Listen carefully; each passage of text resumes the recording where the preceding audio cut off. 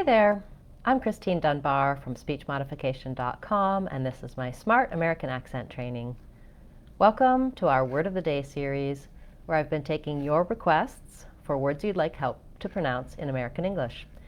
Today we're going to look at both the American English pronunciation and the British English pronunciation of laboratory or laboratory, depending on which language you're using, which dialect, and will help you to use this word smoothly and easily in your everyday speech.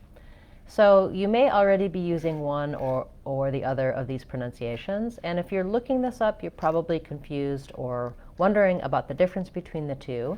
I'm not endorsing one or the other, but using the one that will make the most sense to your listeners is going to be helpful. So if you speak primarily with people who speak and understand more of a British dialect of English, you're going to use the British English version, American English for those who are more familiar with the North American version. So looking at the two versions, for North American English, we have first syllable stress. So that means that we have a clear a vowel in the first syllable, laboratory. That's the same vowel that we have in words like black and cat. So you could think about cat laboratory to match that vowel.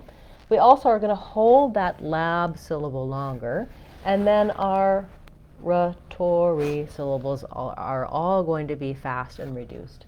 Notice that in the English version, we don't say anything for this letter O here. We don't say it like in American English we have the word labor, where we have, again, first syllable stress, but in that case we do an sound for the or.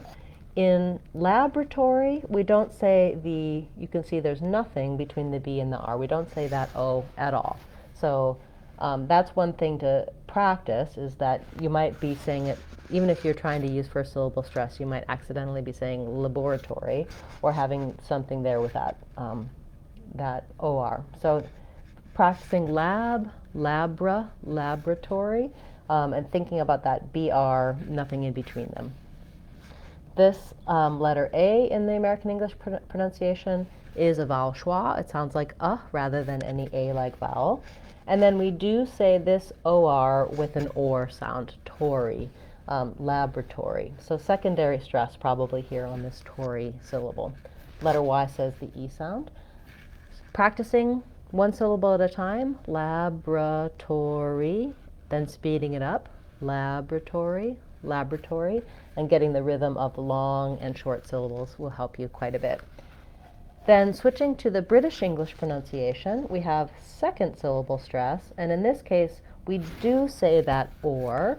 Now I wrote it here as or. In British English it's a little or. They have a slightly different vowel there. My pronunciation of it is not going to be perfect.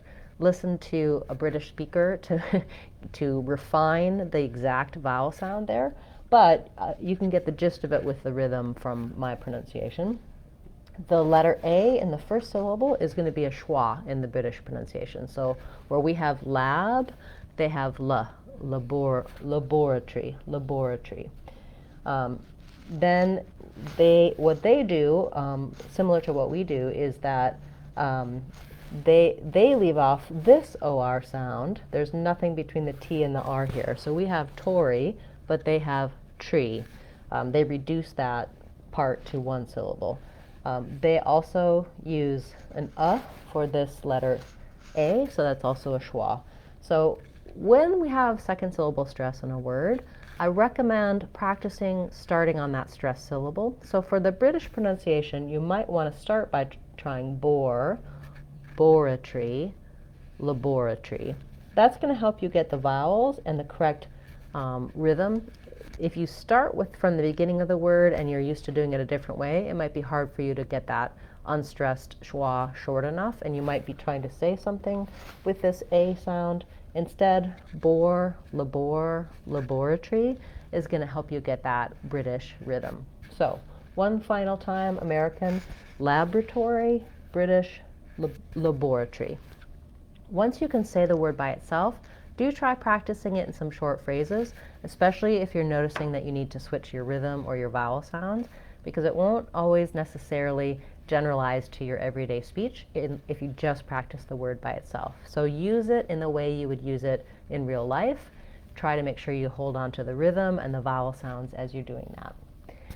Thank you so much for the request for this word. If you have a request you'd like to see as part of our Word of the Day series, feel free to leave it in the comments for this video or any of my videos.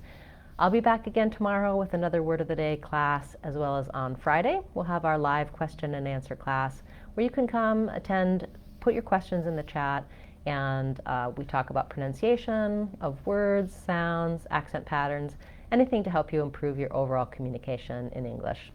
I'm Christine Dunbar from SpeechModification.com. Remember, if you want to sound like a native speaker, you can do it. SpeechModification.com. Bye everyone. Hope to see you again soon.